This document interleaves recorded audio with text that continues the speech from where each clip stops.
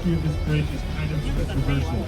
Nowadays, you see people running around with T-shirts with this bridge on it. It's just on postcards. You see it on pictures and tourism brochures. But this bridge was built in 1972 for a 6-lane freeway project that never happened. When it was built, the freeway was supposed to run from northern Milwaukee down to Chicago even, and run all along our beautiful lakefront. But as it turned out, a lot of people did not want a 6-lane freeway running along our beautiful lakefront, especially since we already had a north-south freeway just 5 miles west of here. It was kind of redundant. And, Milwaukee's like, no, we got to do this. We got to do the city. People basically saying, why would we want this freeway to take up our beautiful bluffs and our shoreline? People have houses here. So I feel the waving. But Milwaukee already forked out a couple $1 million and built this lovely tide arch bridge here, which is quite robust. So the bridge sat around. You couldn't get on it. It did not go anywhere. It wasn't connected to anything for 5 years, and it got itself nicknamed the Bridge to Nowhere. It was very, if you ask like my grandpa who moved out of Milwaukee in the late 60s, I'm pretty sure he still thinks it doesn't actually connect to anything. But it does connect to something now. It connects to downtown Milwaukee, keeps it down to our Bay View neighborhood just over the harbor to our south. There's about 25,000 cars a day, but even then, it's about a third of the traffic was originally intended to go. Daniel Hone Memorial Bridge in the city is named after what is it, seagull? second longest serving Daniel Hone. Daniel Hone was well known for a lot of the civil engineering projects here in the city of Milwaukee in the early 1900s, and one of which we're alongside right now, which is on the starboard side. This area is called Jones Island. It's not actually an island, it's a peninsula. Well, we call it Jones Island anyway. I don't know the details on that. Look into it for you, but it's more so a peninsula.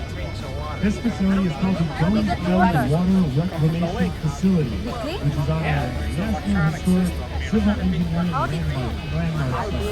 Still something that can't say anything. This facility was built in 1926. It's a water treatment facility. It's where we treat all of our sewer water. Can you have your teeth out there? Well, I like the view. There we go. All right, so the water treatment facility. This was the world's largest water treatment facility. I don't know for how long, but it was for a long time when it was built as well. This facility can handle up to 300 million gallons of water a day. We treat our sewer water and put it back into the lake cleaner than when we got it. Milwaukee's actually able to maintain what's called a net zero freshwater usage ratio, which is kind of a little bit of a stretch of the truth, as Milwaukee is only able to put 98.5% of the water that we're drinking every day back into the lake, which is still pretty dang good.